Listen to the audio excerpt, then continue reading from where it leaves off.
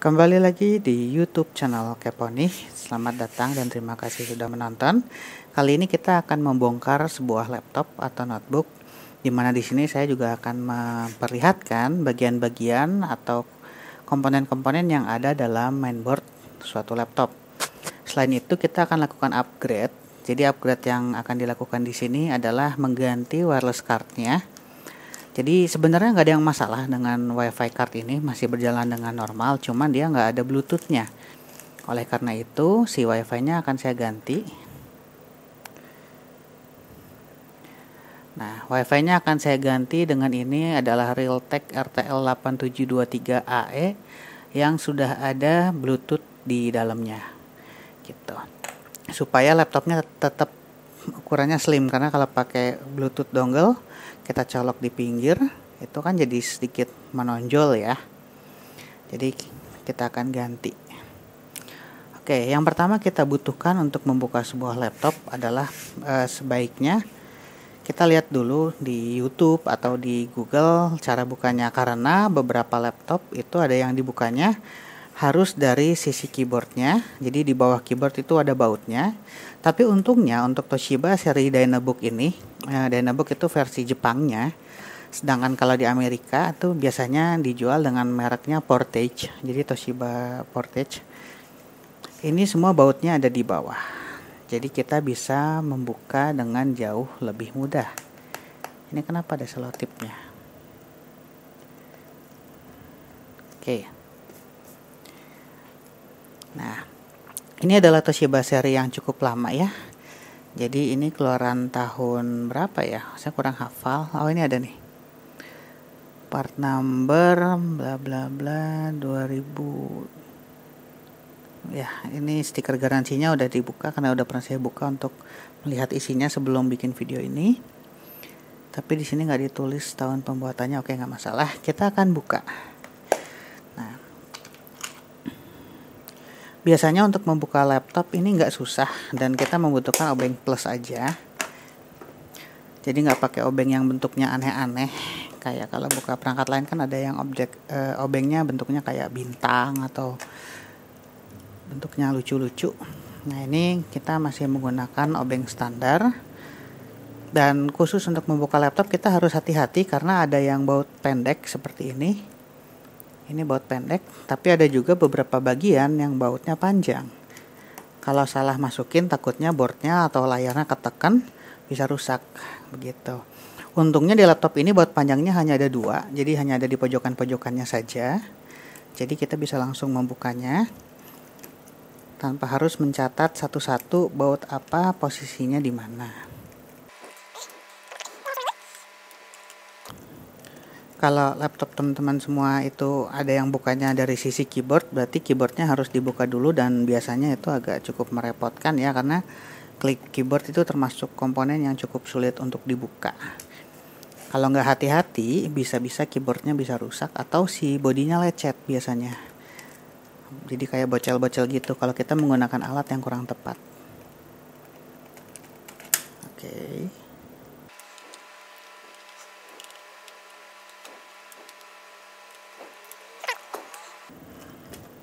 Nah, biasanya juga ada beberapa baut yang tersembunyi di balik ini karet-karet untuk penyangga atau rubber fit. Tapi untungnya untuk laptop ini dia karetnya tidak ada yang bersembunyi. Bautnya nggak ada yang bersembunyi di bawah karet, jadi kita aman, tinggal langsung buka aja. Untuk baut akan saya letakkan dulu, diamankan dulu, jangan sampai ada yang hilang. Biasanya kalau kita buka perangkat elektronik sendiri tuh pas masang lagi biasanya pasti ada baut yang nggak ada. Jadi kita menghindari hal itu. Lalu ini akan kita buka. Oke. Nah, sebelum mulai melakukan modifikasi akan saya terangkan dulu bagian-bagiannya. Ini kameranya kita zoom saja biar jelas. Oke, kita mulai dari sini. Yang pertama ini tentu adalah prosesornya. Jadi ini adalah prosesor yang ada dalam laptop atau notebook. Biasanya prosesor ini tidak dapat di-upgrade karena disolder langsung ke motherboardnya. Walaupun ada beberapa tipe yang bisa di-upgrade khususnya yang menggunakan desktop prosesor. Tapi normalnya untuk laptop prosesor itu tidak bisa di-upgrade. Lalu di sini kita bisa lihat ada Southbridge. Southbridge adalah komponen yang berfungsi untuk mengatur input-output. Jadi kayak mengatur fungsi USB, fungsi PCI Express dan segala macam. Walaupun ada beberapa fungsi tersebut pada prosesor modern sudah dikendalikan oleh prosesor. Nah, lalu di sini kita punya RAM. Ini bawaannya ini 2 GB. Tapi sebenarnya laptop ini memiliki RAM total 4 GB. Nah, gimana caranya? Karena 4 chip ini atau 4 IC ini adalah RAM juga. Bedanya ini socketed, artinya RAM-nya dipasang dalam sebuah soket sehingga bisa di-upgrade atau dilepas seperti ini. Dan melepasnya kalau untuk laptop itu kanan kiri tabnya dibuka, lalu diangkat sedikit, lalu kita tarik seperti ini. Nah, ini RAM-nya DDR3 2 GB. Sedangkan 2 GB lagi itu sudah terpasang langsung di motherboard. Jadi kalau misalnya nggak tanpa ini juga komputer tetap jalan dengan RAM hanya 2 GB. Kalau misalnya kita ganti ini jadi yang 4 GB berarti total sistem memiliki 6 GB. Jadi agak aneh angkanya. Karena 2 GB-nya sudah ditanam langsung atau sudah dipasang tanpa soket. Jadi untuk memasukkannya lagi, kita mulai dengan sudut yang diagonal seperti ini. Oke, lalu tekan ke bawah. Nanti dia akan otomatis kunci sendiri. Jangan dipaksa dari sana dimasukin begitu. Jadi diagonal dulu baru pencet. Oke, lalu berikutnya adalah penyimpanan. Karena laptop ini tidak menggunakan hard disk, dia menggunakan SSD. Ini SSD klasik zaman dulu. SSD-nya dia interface-nya PCI Express dan dia jenisnya SATA. Jadi bukan NVMe, belum support NVMe, tidak M.2, tapi ini interface-nya adalah mini PCI Express dan ini SSD-nya kapasitasnya hanya 128 GB. Tapi untuk speed-nya ya jelas dibandingkan hard disk ini udah jauh lebih cepat dan dia udah comply dengan standar SATA 6 Gbps.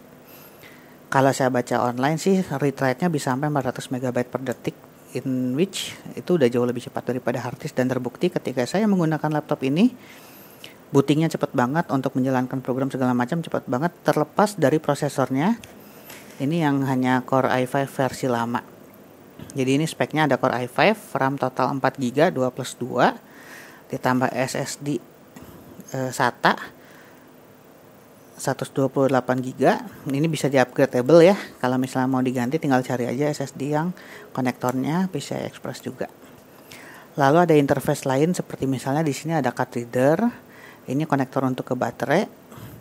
Lalu di sini ada audio input output dan karena ini laptop yang cukup lama jadi masih klasik ya, input output masih dipisah. Ini patah harusnya seperti ini si kepalanya. Tapi ketika dibuka pernah patah tapi masih fungsional jadi no problem, nggak usah diganti. Lalu kita juga memiliki beberapa konektor-konektor.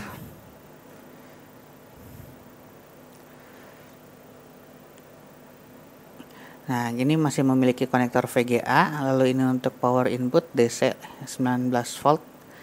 Lalu ada HDMI-nya, ada USB 2 biji, USB 2.0. Ada USB 3-nya juga ada, tapi hanya satu port, posisinya di samping di sebelah sini. Nah, ini ada USB 3 ditandai dengan warnanya yang biru konektornya. Lalu ada Gigabit Ethernet. Terus kita juga bisa lihat di sini ada kipas pendingin dan prosesor di sini, kipasnya di sini gimana caranya itu menggunakan apa yang disebut dengan heat pipe. Heat pipe itu adalah sebuah pipa yang berisi kayak jenis uap gitu. Jadi dia menggunakan prinsip kapilaritas untuk memindahkan panas dari prosesor menuju ke kipas, ke heatsinknya ini. Jadi nanti bagian yang panas hanya area sini aja. Dia ada heat pipe-nya dan di laptop ini tidak ada GPU-nya. Karena dia udah terintegrated dengan prosesor. Jadi Core i5 GPU-nya itu Intel HD 4000. Ya emang cukup jadul sih. Tapi kebetulan laptop ini tidak digunakan untuk gaming. Jadi memang nggak terlalu masalah tanpa ada GPU tambahannya. Oke, lalu sisanya ada konektor-konektor.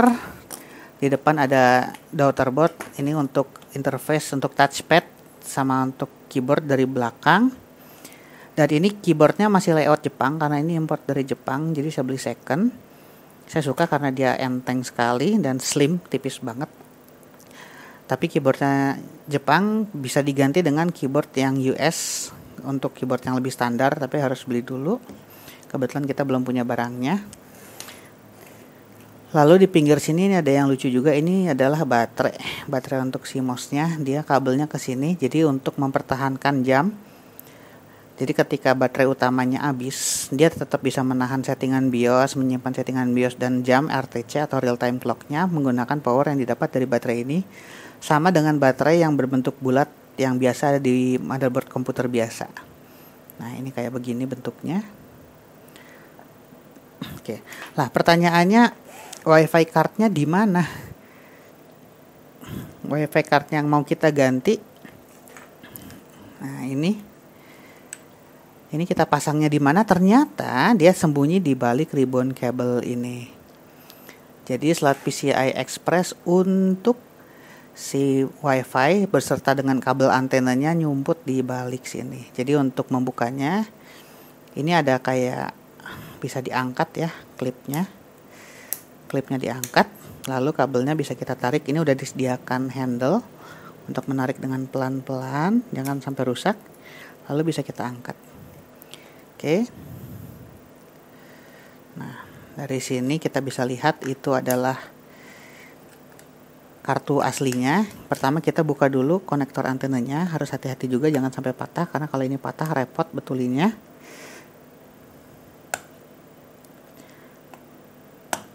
Oke, satu sudah terbuka, satunya sudah terbuka. Normalnya kalau WiFi di laptop itu ada dua kabel antena yang terhubung ke antena di bagian bezel atau di pinggir layar. Tapi ada juga laptop yang menggunakan 3 antena, itu biasanya udah MIMO, jadi antenanya pakai 3. Oke, lalu berikutnya kita akan buka.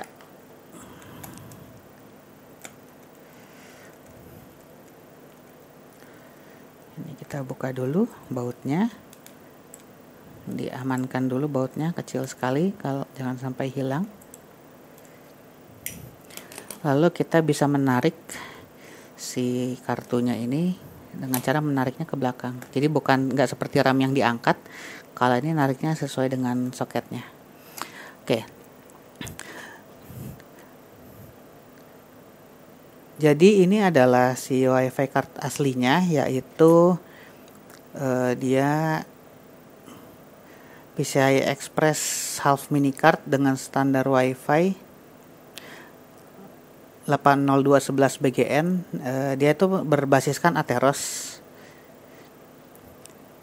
AR5B65.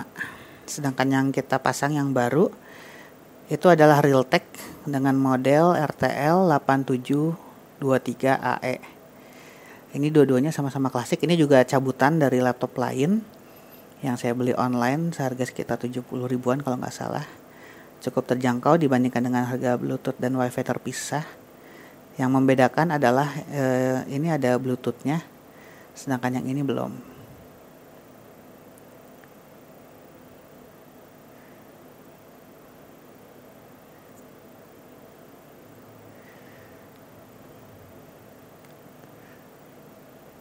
Oke. Sekarang kita akan pasang kartu ini. Ini ada stiker dan segala macamnya. Kita pasang dengan cara memasukkan kartu yang baru ke lubangnya, lalu didorong sampai masuk. Hati-hati kabel antenanya jangan lupa dipasang, tapi pertama kita baut dulu biar lebih secure.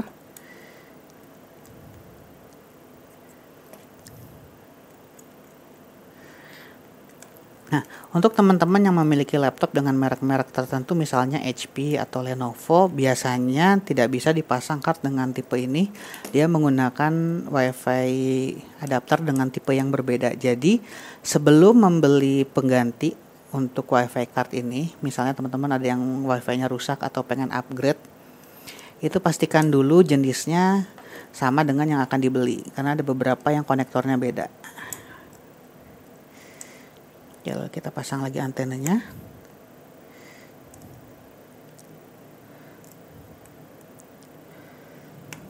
Oke.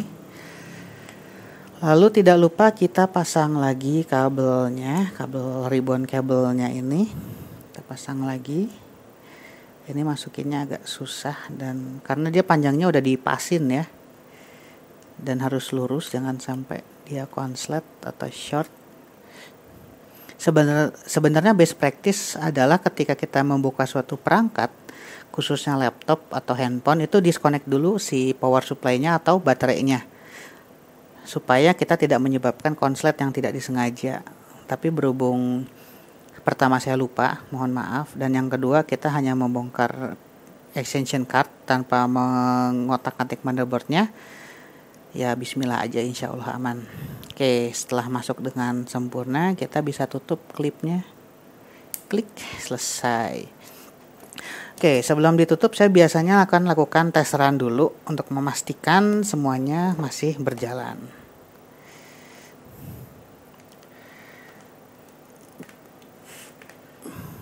Kita coba dulu.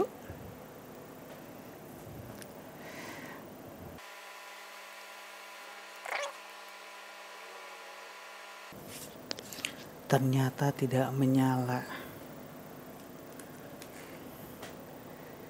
Apa yang salah?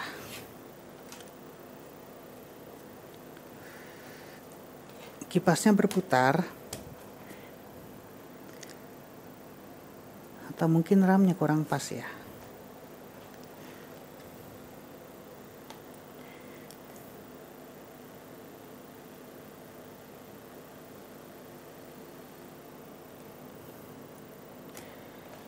Coba kalau RAM-nya kita seat ulang. Biasanya trik ini dilakukan kalau komputer nggak mau nyala, itu mungkin kotor slot RAM-nya, jadi belum pas atau belum kencang. Kita coba lagi.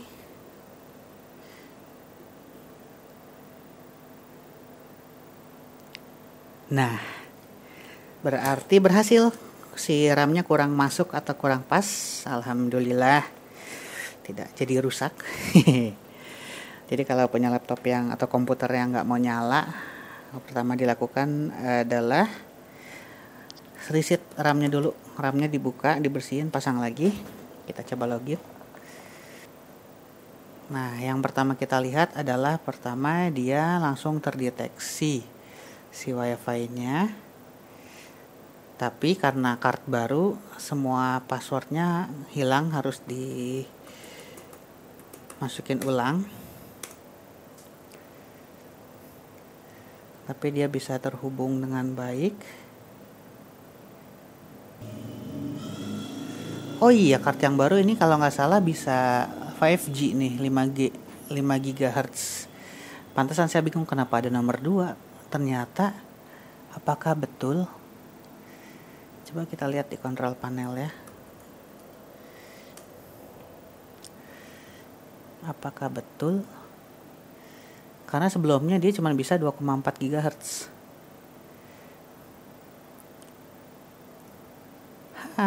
Menarik. Jadi ini dia running speed 120 Mbps. Mungkin nggak terlalu kelihatan ya dari situ ya, tapi ini running di 150, 120, 150 Mbps, dan kayaknya ini di band 5G deh.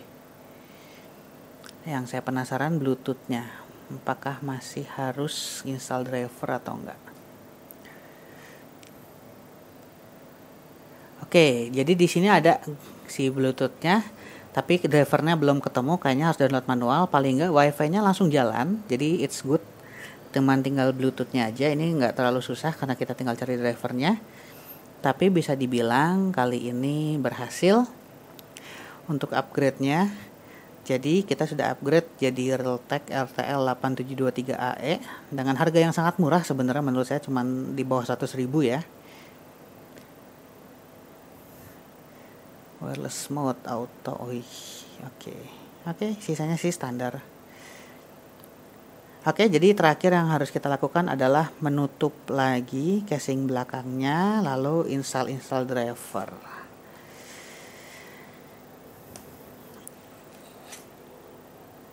Oke, ini laptop ini startup dan shutdown-nya cepet banget, saya suka.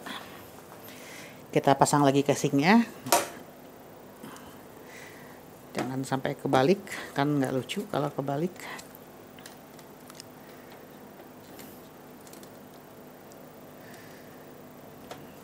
Nah, masang casingnya agak lebih ribet karena di sini ada jack audio yang menonjol, dan itu yang bikin dia patah tuh karena ketika pertama masang casing agak nggak pas dan agak maksa jadinya patah.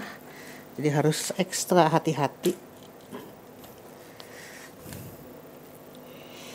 Jadi kalau sebelumnya pakai card yang lama ini, saya cuma bisa dapat speed WiFi maksimum sekitar 60 Mbps. Sekarang di 150. Itu peningkatan yang cukup banyak ya, apalagi kalau di 5G kan di rumah ini jarang sih perangkat yang 5G. Jadi nggak akan terganggu atau interferensi dengan perangkat lain. Ini susah banget masukin jack audionya. Oke lah, kayaknya sisa videonya akan membosankan kalau saya teruskan karena tinggal masang ini, pasang baut, pasang driver selesai. Jadi kita selesaikan dulu sampai sini. Sampai jumpa di video berikutnya. Terima kasih sudah menonton.